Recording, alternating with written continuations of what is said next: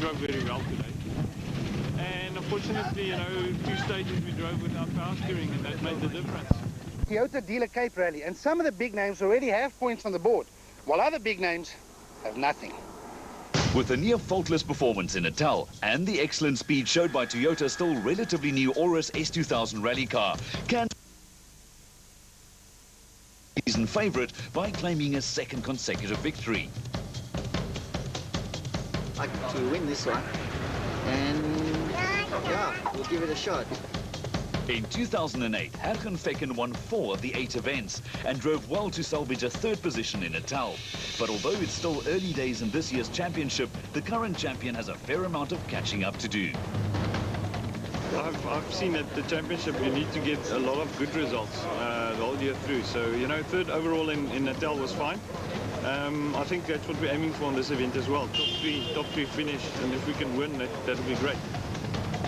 A 4th place finish in Natal was a decent result under the controversial circumstances for Jan Habig, but the 6 times national champion would have his sights set on a much better result in the Cape.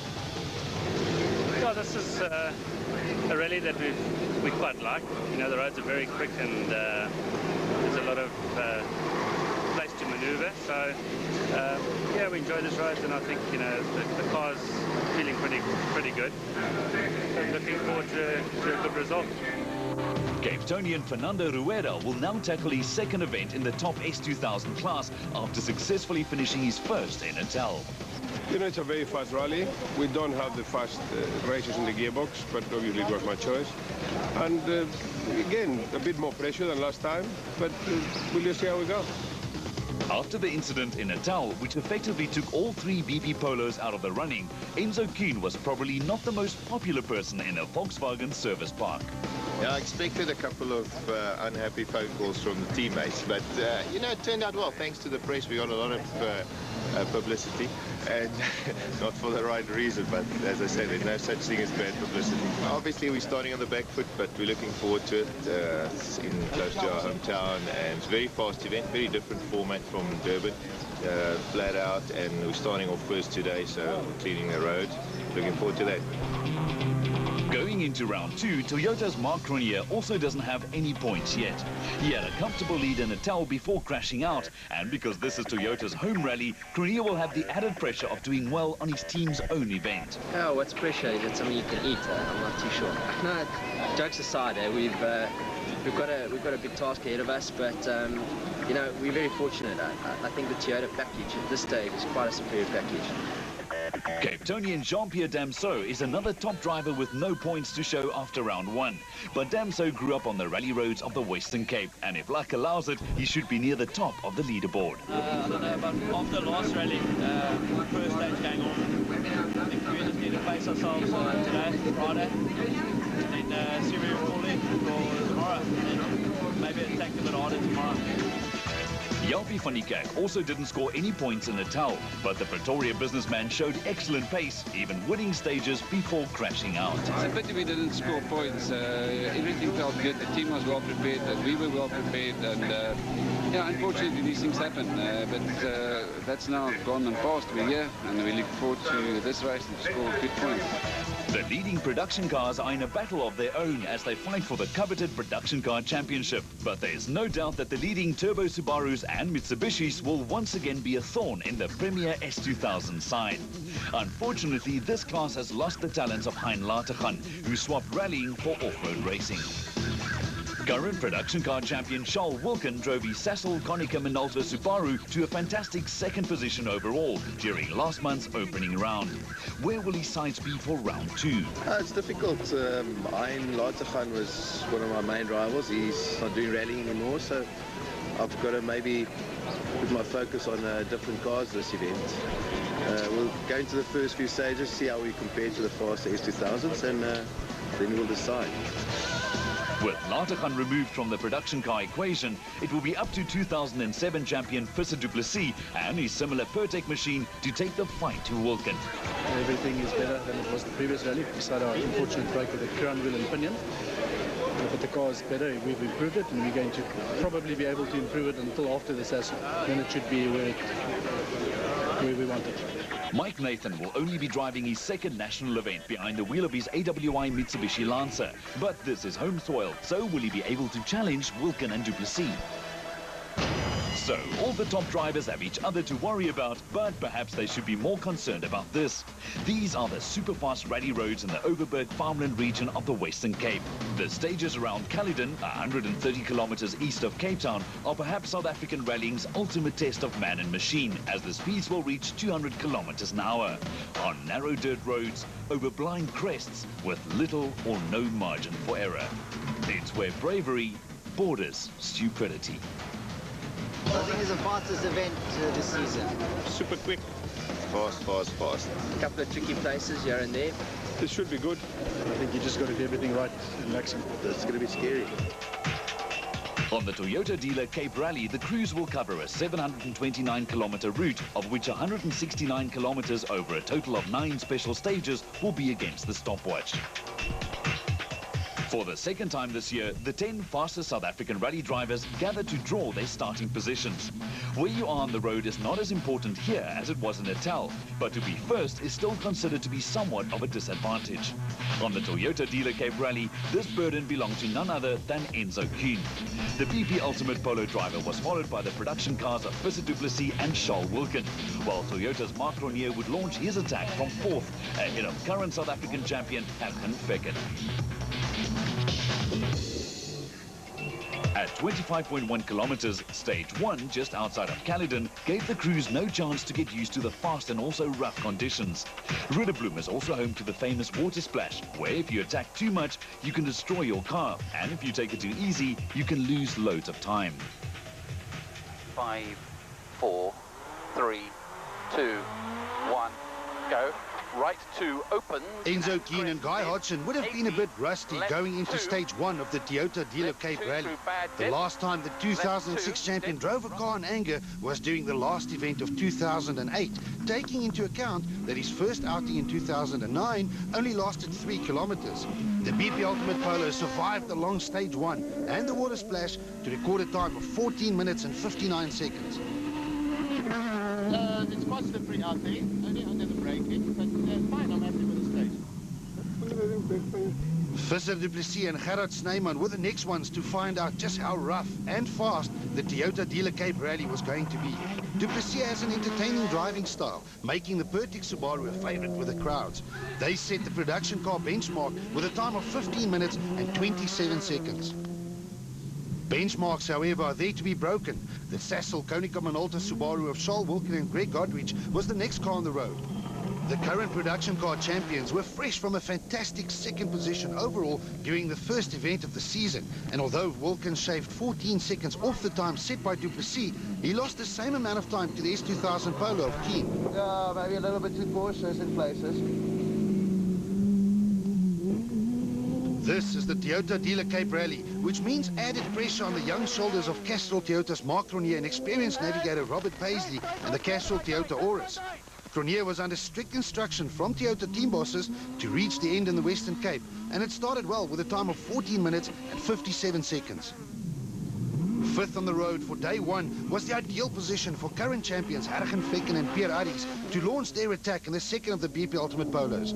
The great champions of the past have often used a single stage to make their move in an attempt to catch the competition off guard. And on stage 1 of the Toyota dealer Cape Rally, that's exactly what Fecken did. Their time, 14 minutes and 36 seconds, 21 seconds faster than anyone before them.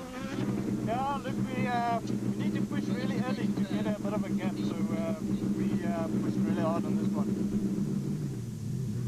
All eyes were now on hometown hero Jean-Pierre Damso and Andre Vermeulen in the Total Evolution Toyota Runex. In recent years, the Damso name and bad luck have been synonymous, but unlike in Natal 3 weeks ago, the Cape Townian reached the end of stage 1 in a time of 14 minutes and 58 seconds. Next up, the third of the BP Ultimate Polos. Multiple champions Jan Habig and Douglas Judd know that they can't afford for anyone to get away so early on in the event and blasted through the 25 kilometers of Rudebloem in a time of just 14 minutes and 46 seconds. It was 10 seconds slower than Fecken, but more than 10 seconds faster than the rest. Fernando Rueda and Kobus Frey were the next ones to tackle Röderbloem. It is only Rueda's second event behind the wheel of the Total Evolution Toyota Runx, after swapping his production car for the S2000. But the Runx sounded ill, and a slow time of 15 minutes and 55 seconds confirmed that he had a problem. I'm struggling to hear Kobus. I can't hear him. So I'm driving half of the thing blind. I've got everything on full volume and I just cannot hear him.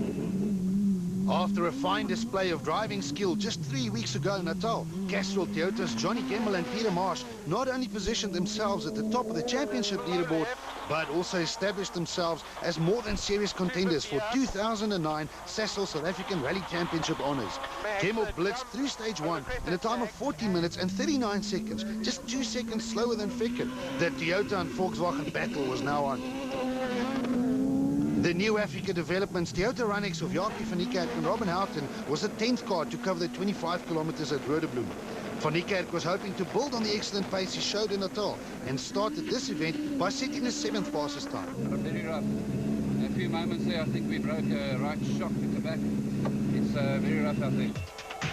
The stage was set for another epic battle between Toyota and Volkswagen's bravest. Ficken took the early initiative, but has a charging Gemmell just 3 seconds behind, followed by Hubich and Cronier.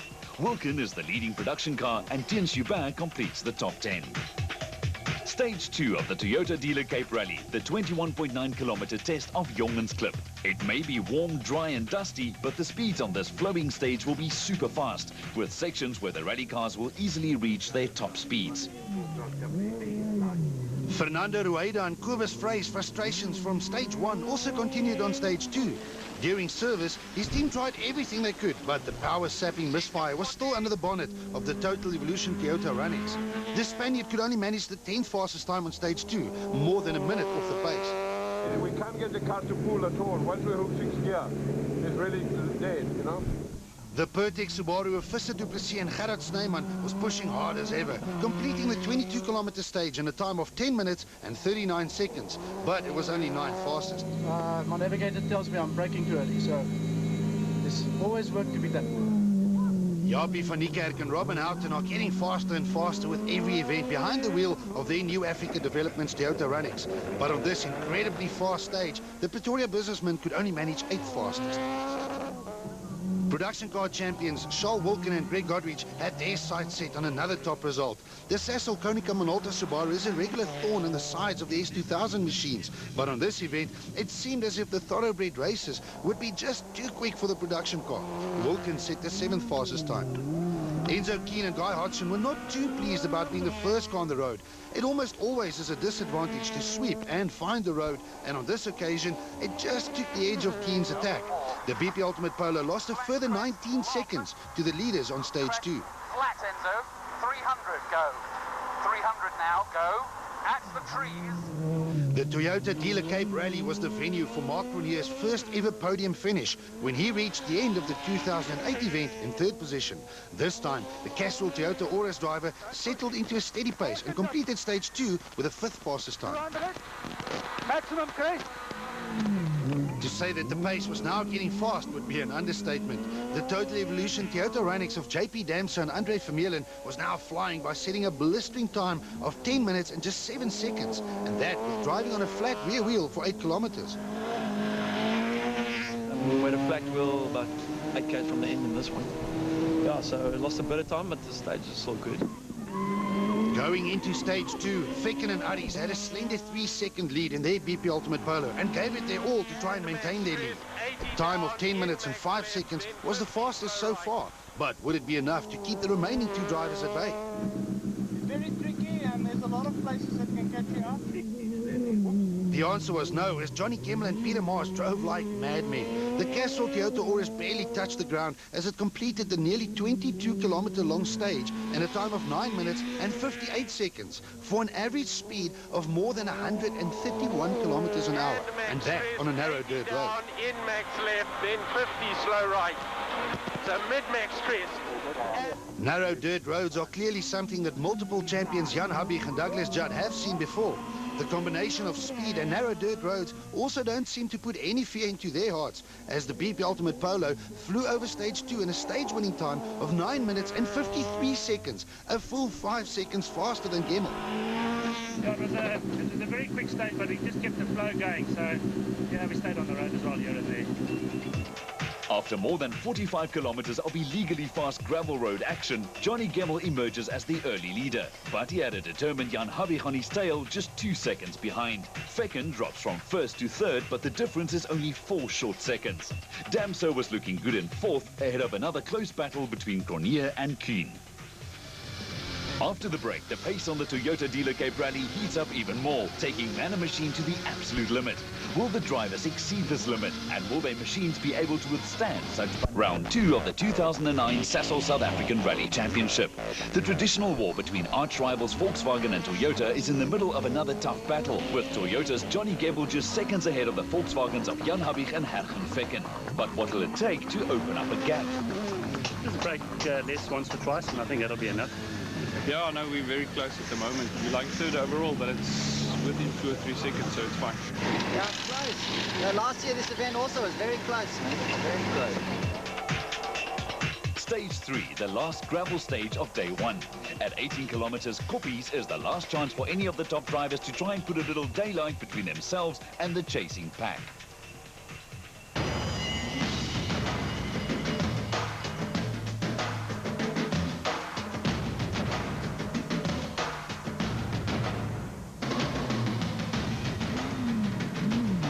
In what now started to seem like a 3-horse race, Enzo Kuhn and Guy Hodgson gave it their all in an attempt to join the battle at the front, but attacking from first on the road with this BP Ultimate team on the back foot.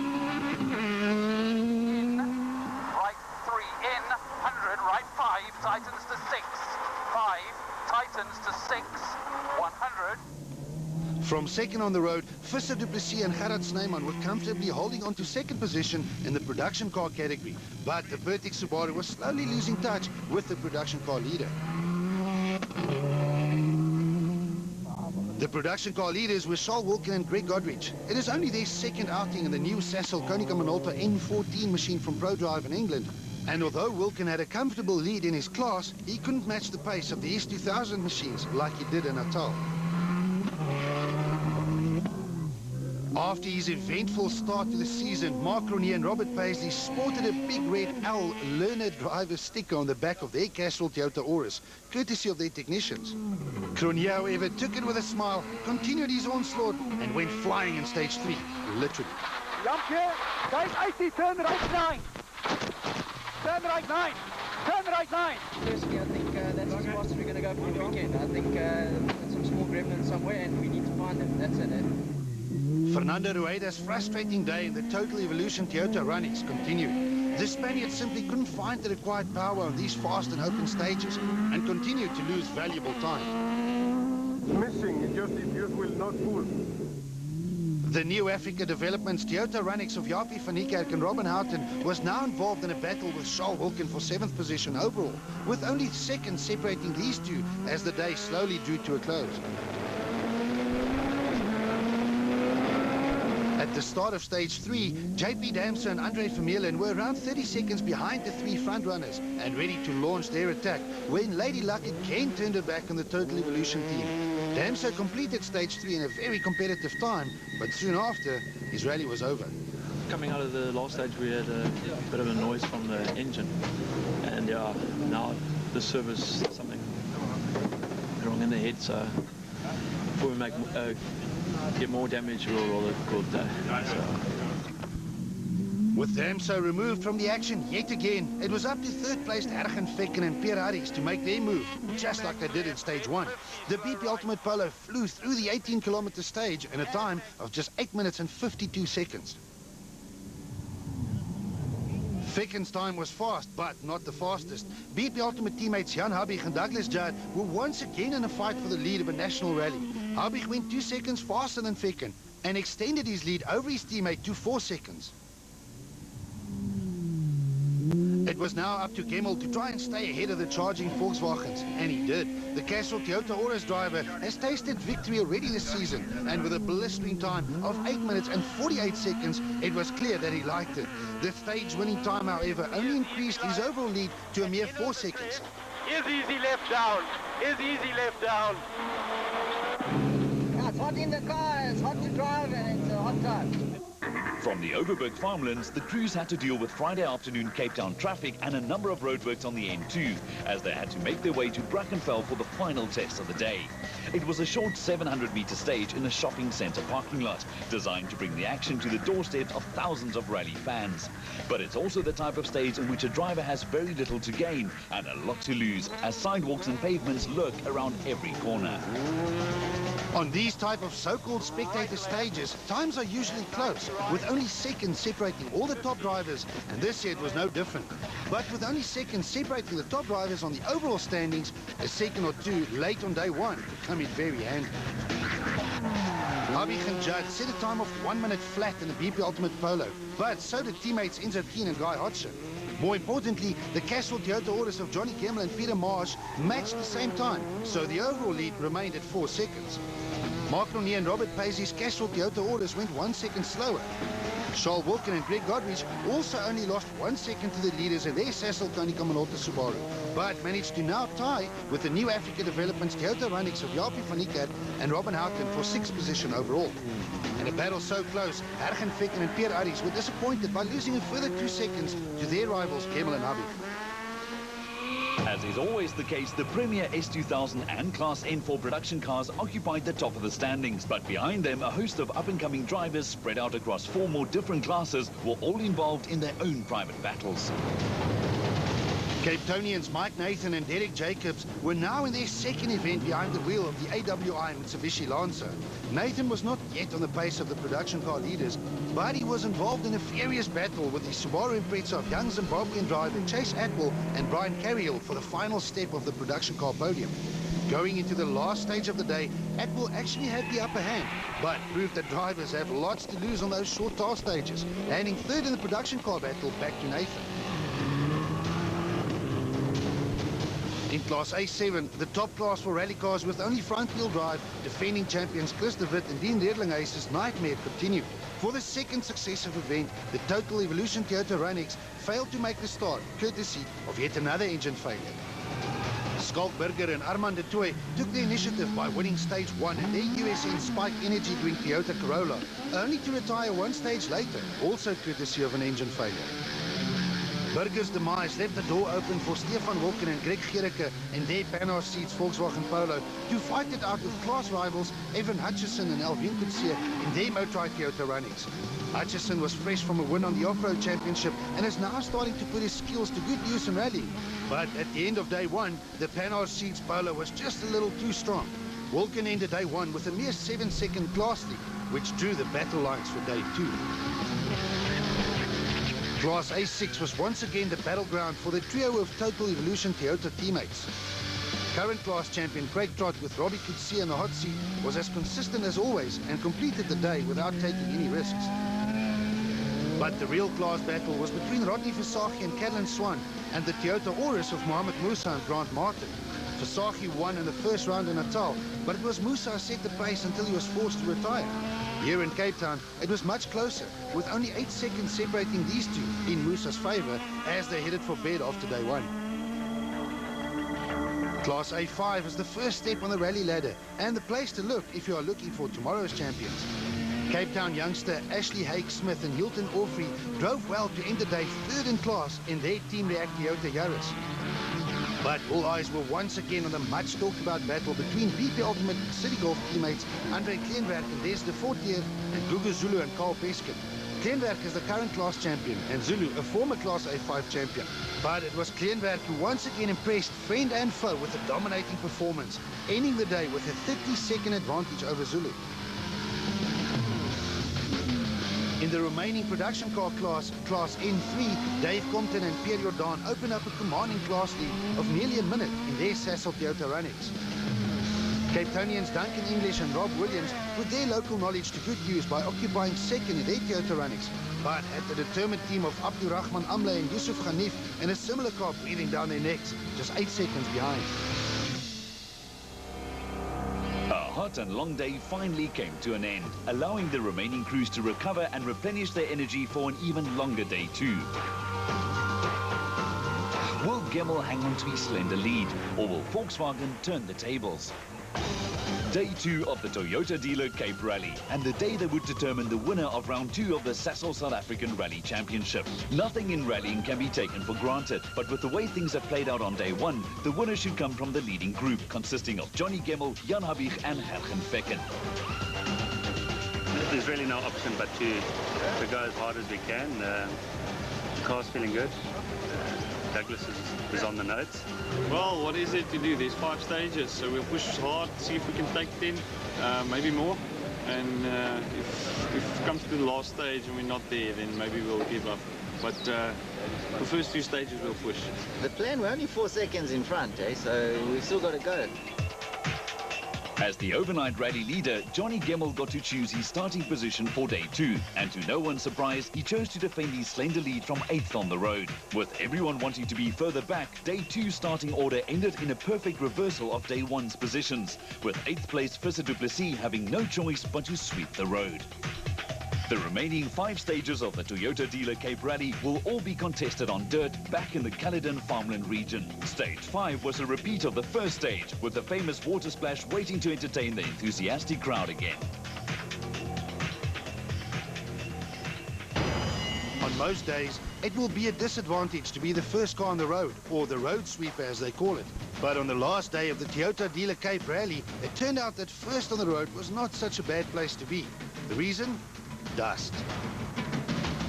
The Pertex Subaru of Visser Du Plessis and Gerard Snyman broke the early morning silence, leaving a cloud of dust in their wake. They were also the first ones to tackle the water splash and put up a show for the crowd. And Du Plessis did not disappoint.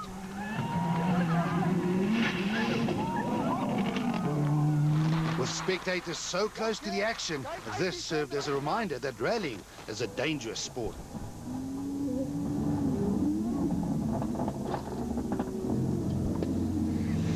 The camera came off, the inboard camera, everything just collapsed. We really punished the car. Charles Wilken and Greg Godrich were the second ones to tackle stage 5. And with no wind to blow the dust away, they already suffered from a lack of visibility in certain places along the stage. The Sasol Konica Minolta Subaru completed stage 5 in a time of 15 minutes and 4 seconds, or 4 seconds slower than the time set by Du Plessis. Yeah, I lost a lot of time in the dust, especially in the dirt. Jaapie van Niekerk and Robin Houghton were next in the New Africa Developments Toyota Runnix. Van Niekerk and Wilken were tied for 6th at the start of the stage, but a time of 15 minutes and 1 second saw Van Niekerk open up a gap of 3 seconds over the leading production car. After sweeping the roads on day 1, Enzo Keen and Guy Hodgson would have been much happier on day 2. The BP Ultimate Polo was 4th on the road for day 2.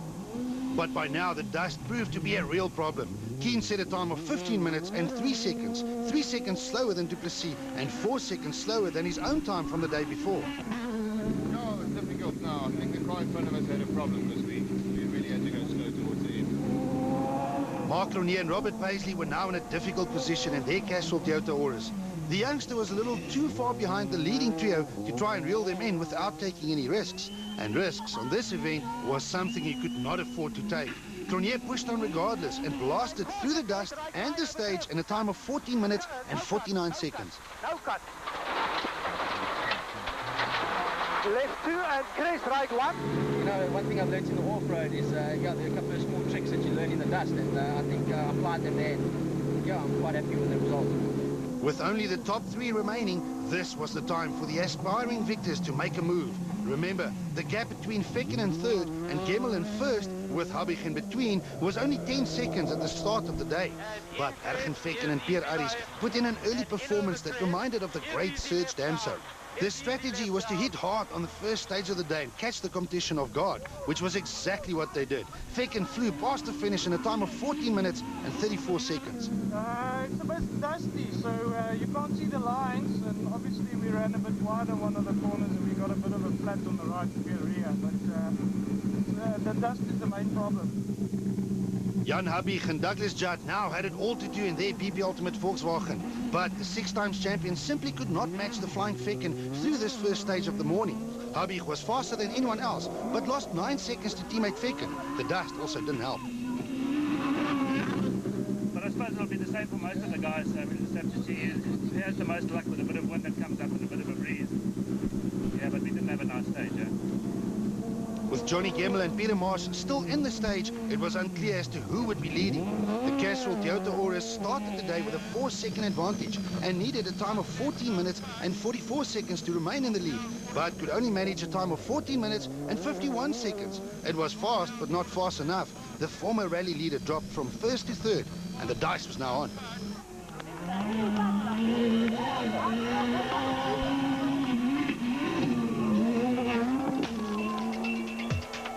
Confirmation of how the Flying Feken managed to climb from third to first in just one stage. Gemmell drops to third while Habig moves to second, but the difference between first and third remains just 7 seconds.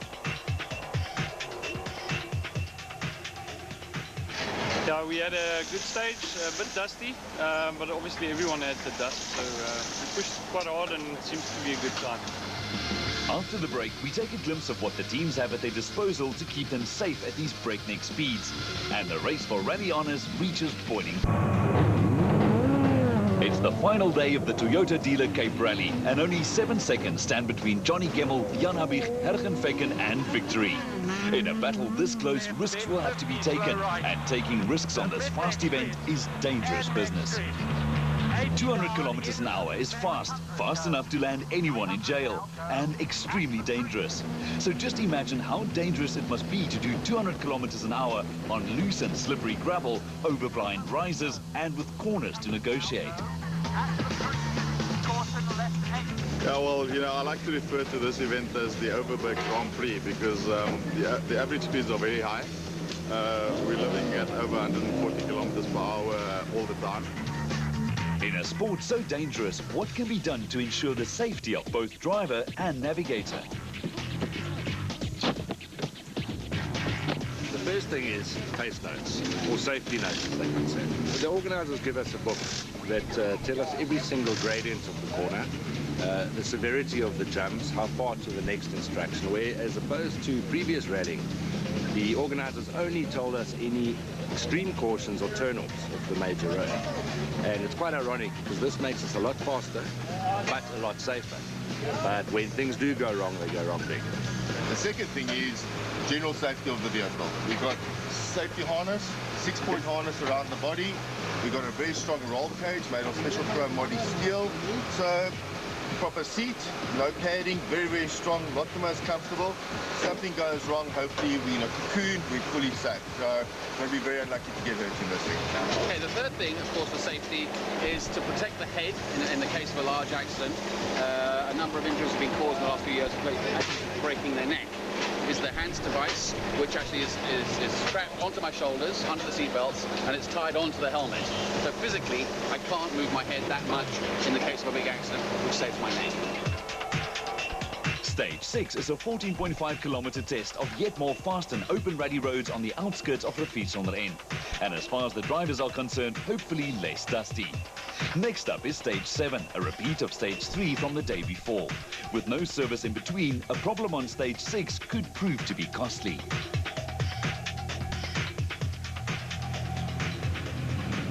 Visser Du Plessis and Gerard Snyman's exciting day in the Pertic Subaru continued on stages 6 and 7. The Pretoria driver was pushing hard from his first position on the road in an attempt to close the production car gap to Wilken. Sometimes perhaps a little too hard.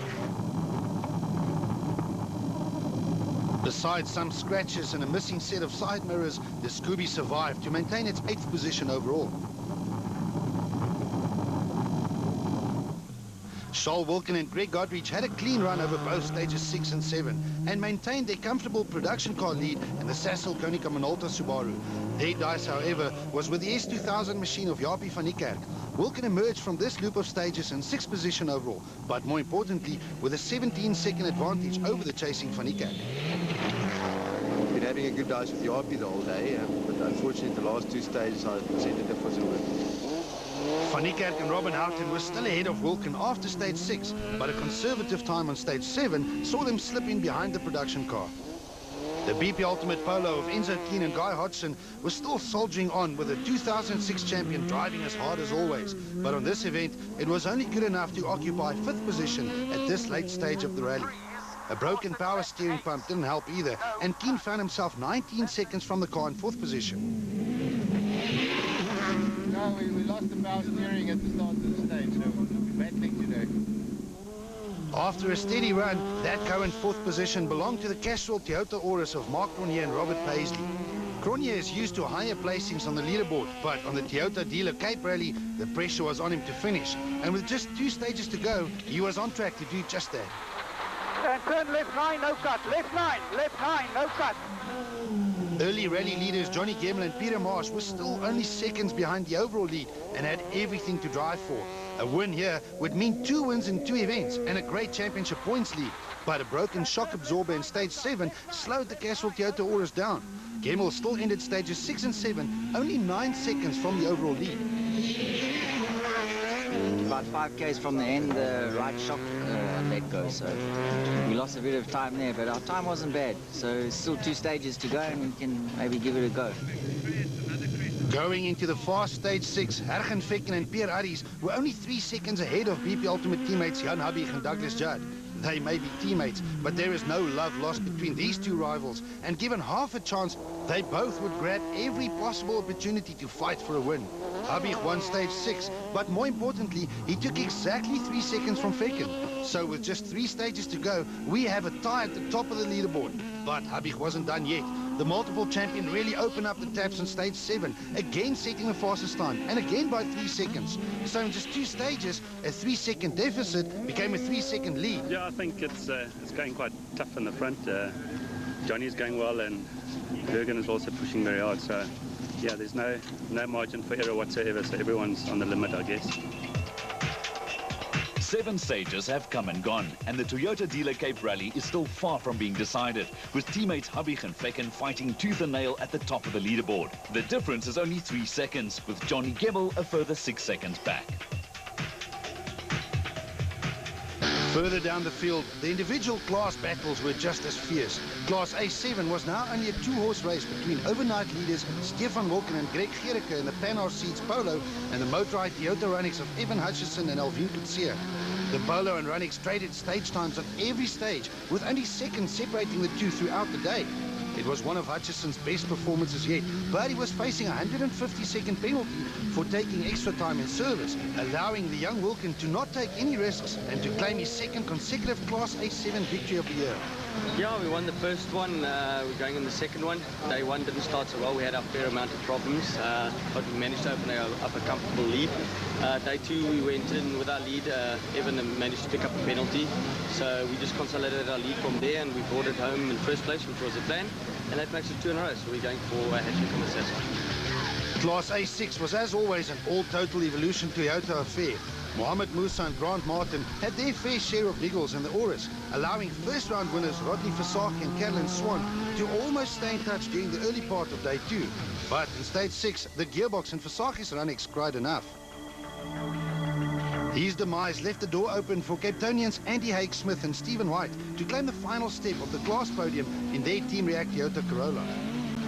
Class veteran and champion Craig Trott and Robbie Kutsia had a safe and steady run to maintain their 100% finishing record for the year.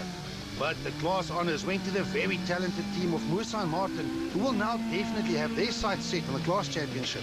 I hope we've used up our bad luck. We've had our fair share of bad luck. I think we deserve this one. In Class A5 for rapid little front-wheel drive City Golfs and Toyota Yaris's, 16-year-old youngster Ashley Haig Smith and Hilton Orfrey held on to 3rd position for most of the day in their Team React Toyota Yaris.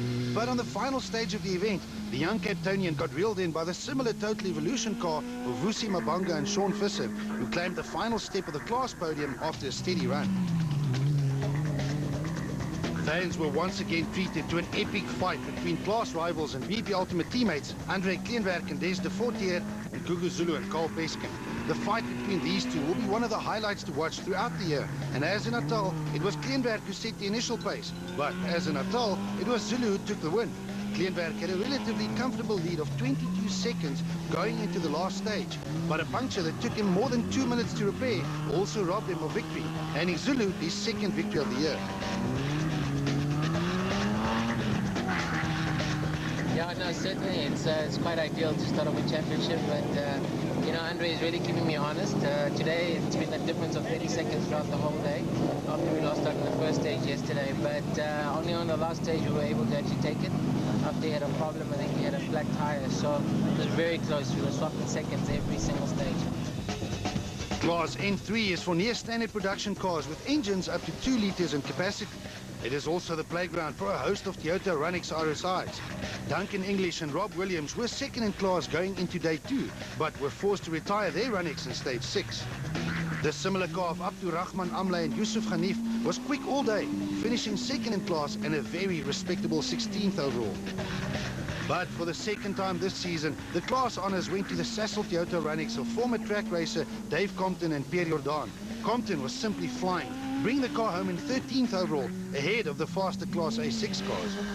Look at last year, it was a tough start for me when I just started with the rallying. So this year, taking 2 wins in the first 2 events, what better can you ask for? Stage 8 was a repeat of Stage 2 from the day before, but run in the opposite direction, while the by now infamous water splash stage would once again be called into action to play host to the final battle, but also in the opposite direction. The top 10 were now jockeying for position, and the battle for 10th was a close one. Mike Nathan and Derek Jacobs in their AWI Mitsubishi Lancer were not only in a fight with the Subaru Impreza of Chase Atwell and Brian Carriel for 10th overall, but also for the final step of the production car podium. Nathan started the final day with a slender 10-second advantage, but the young Zimbabwean slowly reeled him in. After stage 5, they drew level, and after stage 7, Atwell had the upper hand by a mere 10 seconds. Both were fighting for their first ever production car podium, and neither was willing to give an inch. But Nathan pulled through on the last minute to beat Atwell by a slender 6 seconds. Lost the daylight. The car's getting lighter. We're going on losing parts. Unfortunately for Atwell, who flew high, he was excluded after the event for allegedly overtaking on solid white lines in an open section. So far, we've heard very little from Ken Subban and Henny Boertes. The Polokwane businessman was only competing in his second event behind the wheel of the Salom Group Volkswagen Polo S2000. To drive an S2000 is no easy task and a steep learning curve, but so far Hubert is passing with flying colours. He brought the car safely home on the first event in Natal and got awarded here for another solid drive with a very respectable 9th position overall.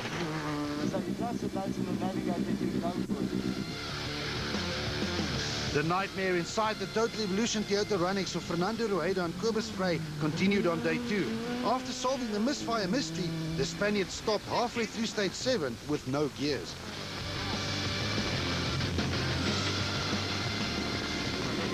And unfortunately now on the hairpin we went from first to second and found neutral and we couldn't get out of neutral. So that's us. Visser Du Plessis and Gerrit Snyman's adventure in the Berkik Subaru was almost over. Du Plessis drove hard over the final 2 stages, but there was nothing he could do about the gap between himself and the leading production car. Du Plessis had to settle for 8th. Charles Wilkin and Greg Godrich had another production car win in the bag, but had their sights set on 6th position. Unfortunately for the production car champions, the turbo engine under the bonnet of the Sasol Konica Minolta Subaru overheated severely, forcing them to back down on the final stage and to settle for 7th position.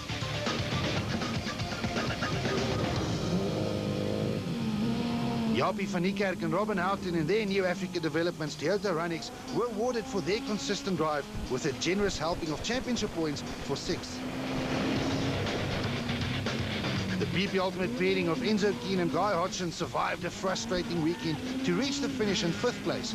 Keane isn't used to 5th place finishes and will be determined to once again fight for the lead on the year's remaining events. As the big red L learner driver's stick on the back of Mark Cronje and Robert Paisley's Castrol Toyota Auris was made up of tiny square blocks, it will take Cronje some time to peel it off. But what better way to start than with a solid 4th place finish for Toyota on their own event. And stay left 2 over here, into right 6 over grid narrow, right 6 over grid narrow. With just 44 fast kilometers and 2 stages to go, a reminder of the tense situation. Habig was leading his teammate Fecken by only 3 seconds, with Gemmel's Toyota only 9 seconds behind the lead. Out of the 3 leaders, Hergen Fecken and Pierre Harries were the first ones to launch their final round of attacks. The BP Ultimate Polo flew through the penultimate stage 8 in a time of 9 minutes and 53 seconds. Habig and Judd couldn't afford to give away more than 3 seconds and recorded a time of 9 minutes and 55 seconds, 2 seconds slower than Fecken. The lead was now just 1 single second. But Johnny Gemmel and Peter Marsh still had a say. Toyota fans and team bosses were on the edge of their seats as Gemmell crossed the flying finish in a time of 9 minutes and 56 seconds. It seemed that the three-horse race has just become a two-way fight. On the final stage, Gemmell had one last chance to influence the outcome, but halfway through, the Castrol Toyota Aurus broke a rear shock absorber, and one got the feeling that his time of 13 minutes and 50 seconds would not be fast enough to have a say in this outcome. And then all hell broke loose. With a single second to make up, Fecken and Aris flew over the final 24 kilometers in a blistering time of 13 minutes and 30 seconds. But would it be enough? With Habig and Judd still in the stage, Fecken could not leave the end of stage area and waited around to see what his teammates' time would be. Habig was fast, but would it be fast enough? No, 30 minutes and 38 seconds. The battle is finally settled. One of the best finishes we've ever seen in Sasol South African rallying, with current champion Fecken taking the win from former champion Habig by only 7 seconds. Gemmell's third is enough to remain at the top of the championship standings, a position which he will now have to share with Fecken.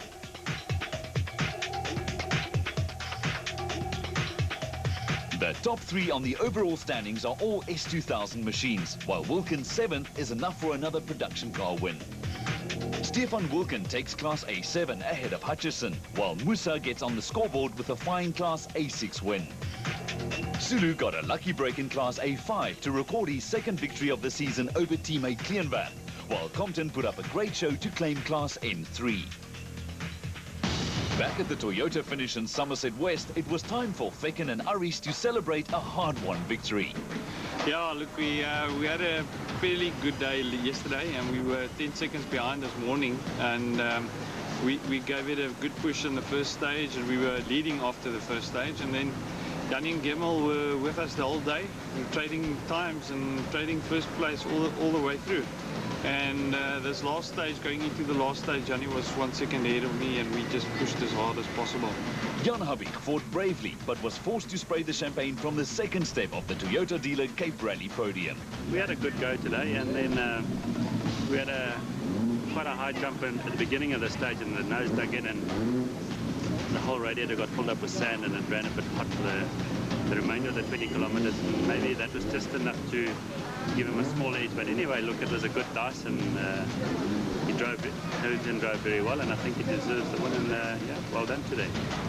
It might have been from the third step, but this was Johnny Gemmell's second consecutive podium in just 2 events. Yesterday it started off nicely for us. We finished up leading by 4 seconds, I think. Then this morning we started off, got held up in a bit of dust and then a few other little things. But compliments to them, they did it nicely this weekend. Another event and another production car win for champions Charles Wilken and Greg Godrich. Yeah, I'm very happy. It was a good day. Again, we had some issues with the car. The last stage overheated badly, so got a misfire on the way back here, so I think that engine's on its last legs, but we're here. And the championship meant